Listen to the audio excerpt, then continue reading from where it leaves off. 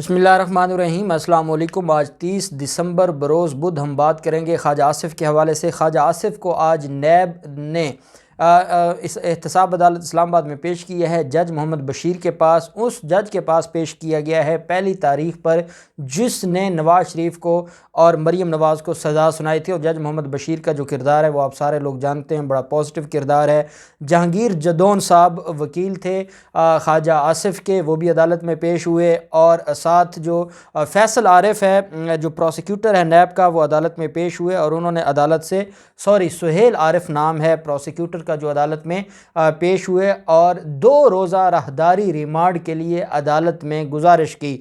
अभी इस केस की समाअत शुरू नहीं हुई थी और उससे पहले जब ख्वाजा आसिफ़ को अदालत में लाया गया, जो सेनेटर मोहसिन शाहनवाज रांझा वो भी अदालत में मौजूद थे और मरीम औरंगज़ेब भी अदालत में मौजूद थी। जब मुलज़िम को लाया जाता है तो मुलज़िम ने गैर रस्मी तौर पर मीडिया से गुफ्तगू की और मरीम नवाज़ ने जो बात की है और मरीम नवाज़ ने जो इल्ज़ाम लगाया है कि मुझे ख्वाजा आसिफ़ बता कर गए हैं और वो एक शख्स है जिसने ख्वाजा आसिफ़ को कहा है कि या पार्टी छोड़ दें या आपके ख़िलाफ़ कार्रवाई होगी और आपके ख़िलाफ़ नैब की कार्रवाई होगी।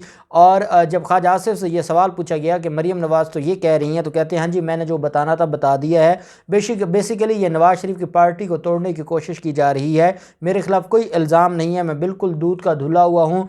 और जैसे शहबाज शरीफ कहते हैं कि मैंने ढेले की करप्शन नहीं की, ख्वाजा आसिफ़ कहते हैं मैंने 1 रुपए की करप्शन नहीं की, मैंने तो कौम की खिदमत की है। पता नहीं अब वो कौन सी खिदमत है जो कौम को नज़र नहीं आती और सिर्फ करने वालों को नज़र आती है कि उन्होंने खिदमत की है।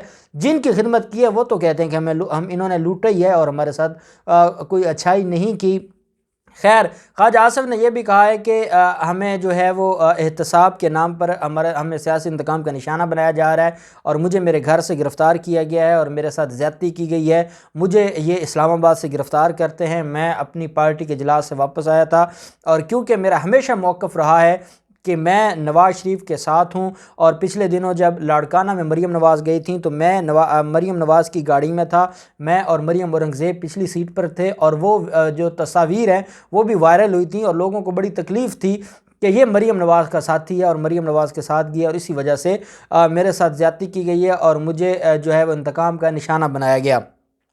अब क्योंकि इनके पास कोई और ग्राउंड तो है नहीं, ना इनको अपने जो जराइम हैं वो इनके पास उनका कोई जवाब है, तो ये हर दफ़ा जो सियासी इंतकाम है उसके पीछे छुपने की कोशिश करते हैं। जो इनके ख़िलाफ़ एलिगेशन है, जो नैब ने चार्ज शीट अदालत में जमा करवाई है, उसका इनके पास कोई जवाब नहीं है और कानूनी तौर पर ये कोई जवाब देना भी नहीं चाहते। ये सिर्फ़ और सिर्फ उधर अपने वकला के ज़रिए कानून की के साथ ये खेलते हैं और कानून की जो वो टेक्निकलिटीज़ हैं जो इन्होंने पिछले 30 साल अपने दौरे हुकूमत में ख़त्म नहीं होने दी थी, उन टेक्निकलिटीज़ का बेनिफिट लेते हुए ये कानून के साथ खेलते हैं, ड्रामेबाजी करते हैं, अदालतों का मजाक उड़ाते हैं, अदालतों के निज़ाम के साथ खेलते हैं और बाहर आकर कहते हैं जी हमारे साथ तो सियासी इंतकाम लिया जा रहा है, हम तो बिल्कुल दूध के धुले हुए हैं।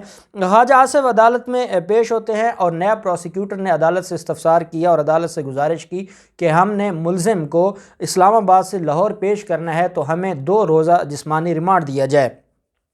अदालत ने कहा कि आपने मुलज़िम को कहाँ लेकर जाना है, तो बताया गया कि मुलज़िम को हमने लाहौर लेकर जाना है क्योंकि जो केस फ़ाइल हुआ है ये लाहौर में फ़ाइल हुआ है और हमने मुलज़िम को लाहौर ट्रांसफ़र करना है, मुंतकिल करना है। तो अदालत ने कहा कि ठीक है हम आपको 2 रोज़ा रिमांड दे देते हैं, जिसके ऊपर जहांगीर जदौन साहब ने कहा कि जनाब मेरी गुजारिशात पहले सुन ली जाएँ, उसके बाद कोई फ़ैसला लिखवाया जाए। अदालत ने कहा आप बताएं क्या आपका क्या मौक़िफ़ है। उन्होंने कहा कि मेरा मौक़िफ़ ये है कि पहली चीज़ तो ये है कि 2018 में रावलपिंडी में ये इंक्वायरी शुरू की गई थी और इस इंक्वायरी की इब्तिदा रावलपिंडी से हुई थी और रावलपिंडी की जो नैब है उसके पास ये कॉग्निजेंस है और क्योंकि रावलपिंडी की नैब के पास कॉग्निजेंस है तो केस जनाब के पास आना है। तो मेरी पहली गुजारिश तो ये है कि ख्वाजा आसिफ़ को अभी हथकड़ी खुलवा कर इसको रिहा कर दिया जाए।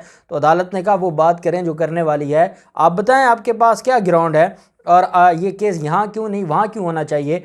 तो उन्होंने कहा जी कि इसलिए कि ये केस जो है ना हमारे ख़िलाफ़ 2018 में एक इंक्वायरी हुई थी वो बंद कर दी गई थी, तो इसलिए अब दोबारा केस की ज़रूरत नहीं है। अदालत ने कहा ये तो आप जो आपकी ट्रायल कोर्ट होगी वहाँ जाके बताइएगा, मैं तो मेरे पास तो राहदारी रिमांड के लिए आया है, मैं उतनी बात कर सकता हूँ, इससे ज़्यादा बात नहीं कर सकता। फिर जहांगीर जदौन ने कहा कि जनाब 4 घंटे का सफ़र है लाहौर से, जो इस्लामाबाद से लाहौर, इनको कहा जाए कि ये यहाँ से मुलज़िम को लेकर आज ही एहतसाब अदालत लाहौर में पेश करें ताकि हम वहाँ जाके फिर जो है वो अदालत को रिक्वेस्ट करके मुलजिम को जो है वहाँ से रिहा करवाएं। तो अदालत ने कहा देखें ये अब जो है वो नैब के ऊपर डिपेंड करता है, नैब को मैं 1 दिन का टाइम दे रहा हूँ, 1 दिन का जो राहदारी रिमांड है वो मंजूर कर रहा हूँ। आज पॉसिबल है तो आज इसको नैब अदालत लाहौर के सामने पेश किया जाए, नहीं तो कल नैब अदालत लाहौर के सामने पेश करके बाकी जो फिजिकल रिमांड के लिए जो फॉर्मेलिटीज़ पूरी करनी है नैब ने वो करेगी।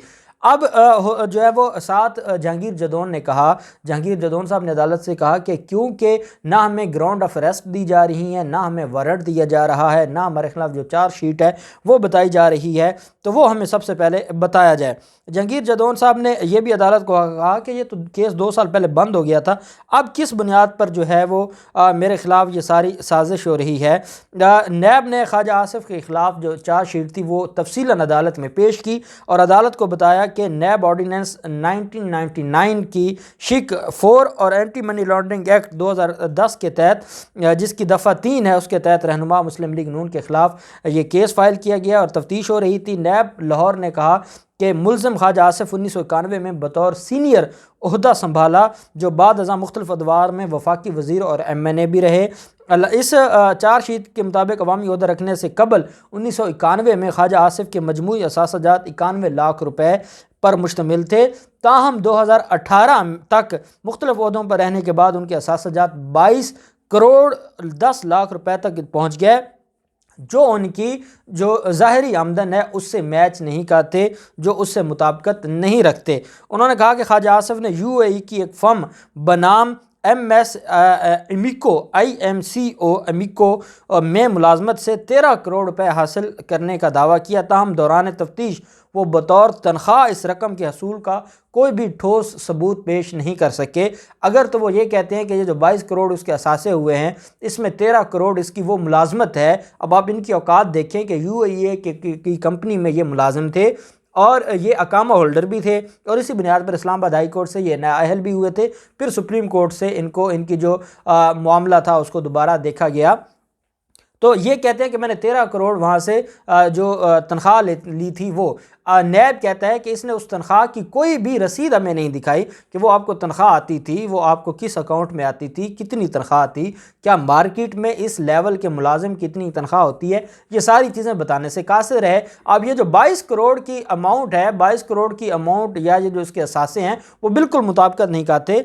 और नैब लाहौर ने कहा कि इससे ज़ाहिर होता है कि मुलज़िम ने जाली ज़राए आमदन से अपनी हासिल शुदा रकम को साबित करना चाहा, जो कि फ्रॉड में आता है।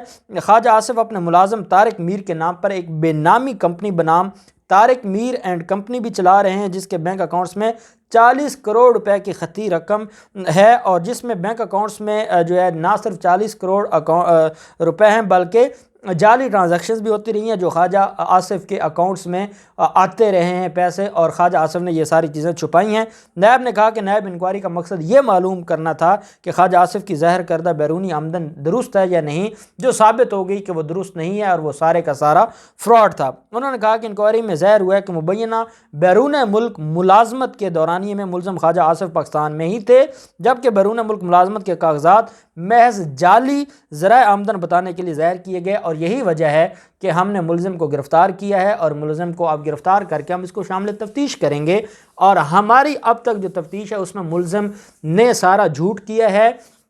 एक तो ये मनी लॉन्ड्रिंग में मुलव्वस है, दूसरा इसने जो असासे छुपाए हैं उसमें मुलव्वस है, तीसरा इसके जो सोर्स ऑफ इनकम थे उससे मुताबिकत नहीं करते इसके जो मौजूदा सोर्सेज हैं ये सारा इसके खिलाफ आमदन से ज़्यादा असासाजात केस था जिसके ऊपर हमने तफ्तीश की है। अब एक बात मेरे नाजरीन के माइंड में होनी चाहिए, एक इनके खिलाफ Cantt View Housing Society Sialkot में इन्होंने जाली सोसाइटी बनाई और वहाँ पर सरकारी ज़मीनों पर कब्ज़ा किया और आम लोगों को लूटा, वो अलग केस है। और गैर मुल्की अकामा केस अलग है कि अगर आप ये अलैज करते हैं कि गैर मुल्की अकामा होल्डर थे तो आपने अपने जब आप मुख्तलिफ अदवार में सीनियर ओहदों पर रहे हैं, आप मेंबर ऑफ पार्लियामेंट रहे हैं, तो किसी इलेक्शन कमीशन में किसी जगह आपने बताया था कि आप मेंबर ऑफ़ पार्लियामेंट रहे हैं या नहीं रहे, तो आपने जब ये नहीं बताया तो आप सादिक और अमीन तो न रहे। तो ये एक अलग केस है और एंटी करप्शन ने जिनके खिलाफ मुकदमे दर्ज किए हैं वो अलग हैं। ख्वाजा आसिफ एक मुकदमे से निकलेगा, दूसरे मुकदमे में ये जेल में होगा। और मैं नहीं समझता कि ख्वाजा आसिफ की कोई, जब शहबाज शरीफ जैसे लोगों की ज़मानत नहीं हो रही तो ख्वाजा आसिफ तो किसी भी बाग की मूली नहीं है और इनकी कोई हैसियत नहीं है। और अल्टीमेटली इन्होंने अब गिरफ्तार हो गए हैं और अब मरीम नवाज़ धमकियाँ दे रही है कि नून लीग इसके ऊपर बड़ा स्ट्रॉन्ग रिएक्शन लेकर आएगी। वो स्ट्रॉन्ग रिएक्शन पता नहीं कौन सा होगा। 24 घंटों में तो कुछ नहीं हुआ, जब से उसको गिरफ्तार किया है इस वक्त तक तो कोई रिएक्शन नहीं हुआ और कोई रिएक्शन होना भी नहीं है, क्योंकि वो खुद एक मुजरिम है। तो मुजरिमा कैसे किसी के हवाले से कोई रिएक्शन देगी?